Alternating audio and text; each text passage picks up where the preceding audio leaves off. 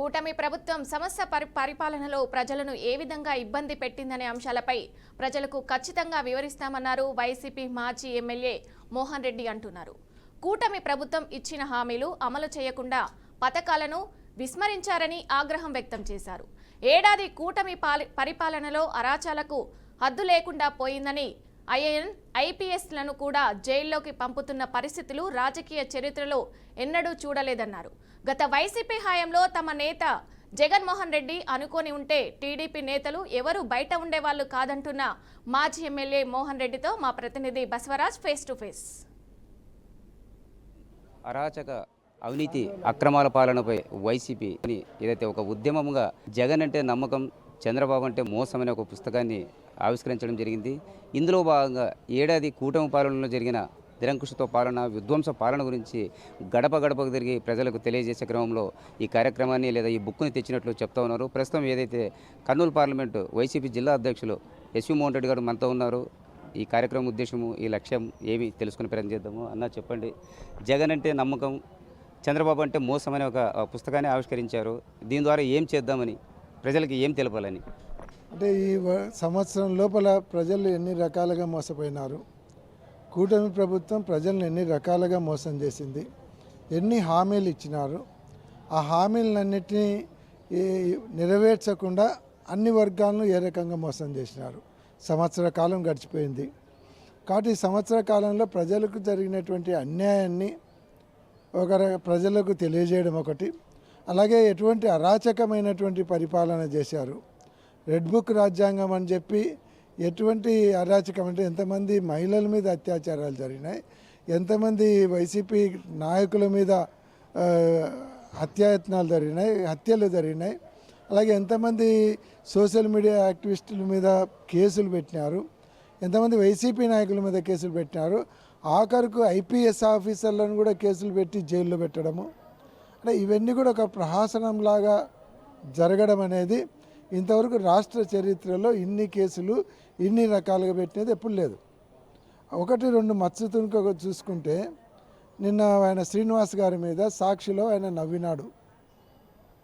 నవ్వినాడంటే case పెట్టడం, దాన్ని తీసుకుపోయి సుప్రీంకోర్టులో లాస్ట్కు జడ్జి అక్షింతలేసే పరిస్థితి వచ్చింది. మొట్టికాయలు వేసినారు. మేము కూడా నవ్వుతుంటాం, మా మీద కూడా కేసులు పెడతారా, జైల్లో పెడతారా?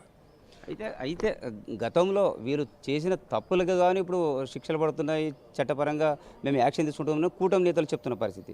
మరి దీన్ని ఎట్లా చూడాలి? వాళ్ళు ఏం తప్పులు చేశారు గతంలో? ఇప్పుడు నిన్న శ్రీనివాస్ గారు ఏం తప్పు చేసినారు సాక్షిలో? ఆయన ఎవరో కామెంట్ చేస్తే ఆయన కామెంట్ చేసింది కూడా నేషనల్ వాళ్ళు ఇచ్చినటువంటి సర్వే రిపోర్టు ఎక్కడెక్కడ ఉన్నాయని చెప్పినారు. అదే రిపోర్టు ఈనాడులో, ఈటీవీలో కూడా వచ్చింది.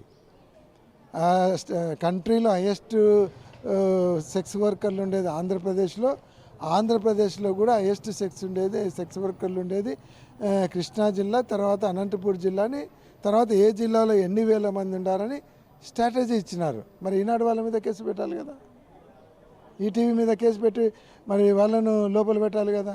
ఇక్కడ ఇంకొకటి ఏమంటే వచ్చినటువంటి అనాలిసిస్ట్ మాట్లాడినాడు తప్ప కొమ్మినేని గారు మాట్లాడలేదు. కానీ కొమ్మినేని కూడా కేసులో పెట్టినారు. అక్కడికి కొమ్మినేని అన్నాడు అట్లా మాట్లాడకూడదు అని అన్నాడు, నవ్వితే కేసు పెట్టినారు.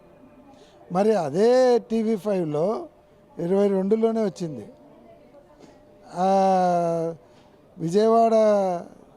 బెజవాడ అంతా కూడా వేశ్య కూపం అయిపోయిందని వచ్చింది T5లో.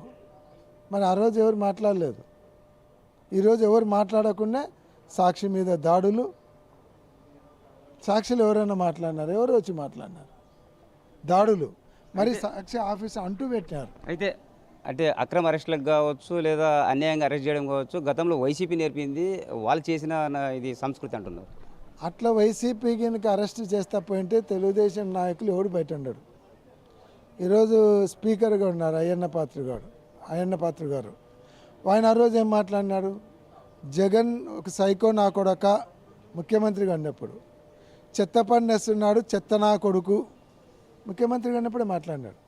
మరి అయ్యన్న పాత్ర గారిని జైల్లో పెట్టాలి, 16 స్టేషన్లలో కేసులు పెట్టి 20 స్టేషన్లు తిప్పాలనుకుంటే అదేం పెద్ద పని కాదు ఆ రోజు.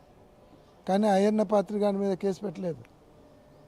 ఇప్పుడు ఆమె ఇప్పుడు హోమ్ మినిస్టర్గా అన్నారు అనిత గారు, విజయమ్మని విజయమ్మ అని పిలుస్తారు, భారతమ్మని భారతమ్మ అని పిలిచే వాళ్ళ నాయనగారు వాళ్ళకి ఏమవుతుంది అని అన్నారు.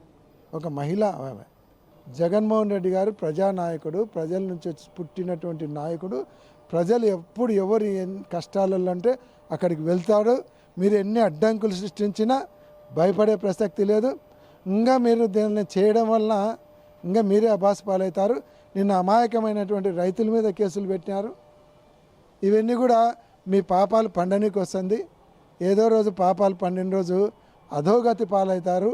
మీ పార్టీ ఈరోజు అంత ఓవర్ యాక్షన్ చేసే నాయకులు స్టేట్ వదిలిపోయే పరిస్థితి కూడా వస్తుందని గుర్తుపెట్టుకోవాలి.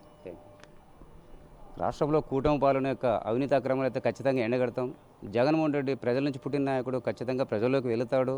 అంటే గడప గడపకి వెళ్ళి ప్రజల్లో అవేర్నెస్ చేసి ఖచ్చితంగా ఏదైతే సూపర్ 6 పథకాలను కూడా ప్రభుత్వంపై ఒత్తిడి తెచ్చి అమలు చేసే విధంగా ఖచ్చితంగా అయితే మేము పోరాడతామని ఏదైతే జిల్లా అధ్యక్షులు యశ్వమోహన్ రెడ్డి చెప్తున్న పరిస్థితి. కెమెరా పర్సన్ వావితో బసవరాజ్, BRK న్యూస్, కర్నూలు జిల్లా.